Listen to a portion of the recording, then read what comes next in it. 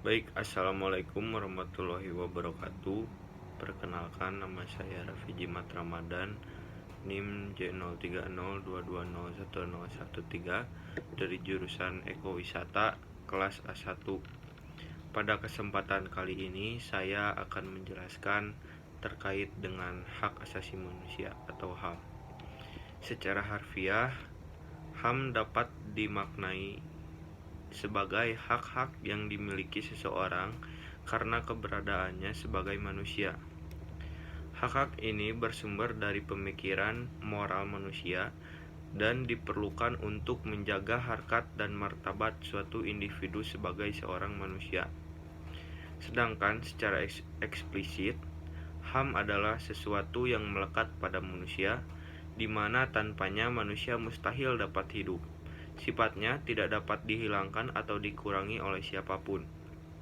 Dengan kata lain, HAM secara umum dapat diartikan sebagai hak-hak yang melekat pada diri segenap manusia, sehingga mereka diakui keberadaannya tanpa membedakan ras, warna kulit, bahasa, agama, politik, kewarganegaraan, kekayaan, dan kelahiran tanpa adanya diskriminasi. Untuk memahami lebih dalam tentang HAM, berikut ini rangkuman tentang pengertian HAM menurut para ahli. Menurut Hartilar, HAM ialah hak yang sudah ada atau melekat pada tiap-tiap manusia, dan tanpa mempunyai hak-hak itu, tiap-tiap manusia itu tidak dapat hidup selayaknya manusia. Hak ini didapatkan sejak lahir ke dunia. Kemudian menurut Profesor Kuncoro Puerbopranoto, yaitu HAM adalah suatu hak yang sifatnya mendasar atau juga asasi. Hak-hak yang dipunyai pada tiap-tiap manusia tersebut dengan berdasarkan kodratnya, pada hakikatnya tidak akan dapat dipisah sehingga akan bersifat suci. Kemudian ada macam-macam HAM. Menurut Deklarasi Universal HAM atau DUHAM, terdapat 5 jenis hak asasi yang dimiliki setiap individu, yakni yang pertama, hak personal atau hak jaminan kebutuhan pribadi. Yang kedua ada hak legal atau hak jaminan perlindungan hukum. Yang ketiga ada hak sipil dan politik. Yang keempat ada hak subsistensi atau hak jaminan adanya sumber daya untuk menunjang kehidupan.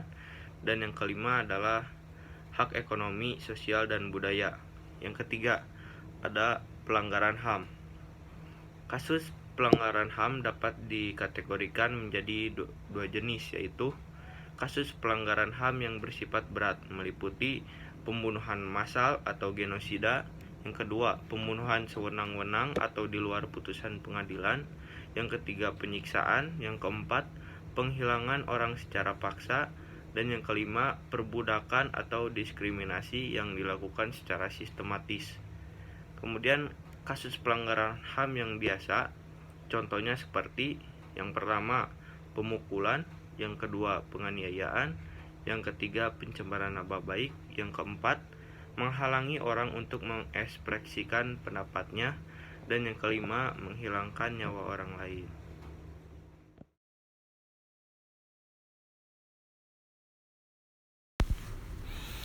Penegakan HAM di Indonesia. Penegakan HAM di Indonesia berikut ini langkah-langkah dalam upaya penegakan HAM di Indonesia. Di antaranya adalah yang pertama, mengadakan langkah konkret dan sistematik dalam pengaturan hukum positif. Yang kedua yaitu membuat peraturan perundang-undangan tentang HAM. Yang ketiga, peningkat penghayatan dan pembudayaan HAM pada segenap elemen masyarakat. Yang ketiga yaitu mengatur mekanisme perlindungan HAM secara terpadu, lalu memacu keberanian warga untuk melaporkan bila ada pelanggaran HAM. Selanjutnya, meningkatkan hubungan dengan lembaga yang mengenai HAM dan membentuk pusat kajian HAM, lalu meningkatkan peran aktif media massa. Sekian yang dapat saya sampaikan. Terima kasih. Wassalamualaikum warahmatullahi wabarakatuh.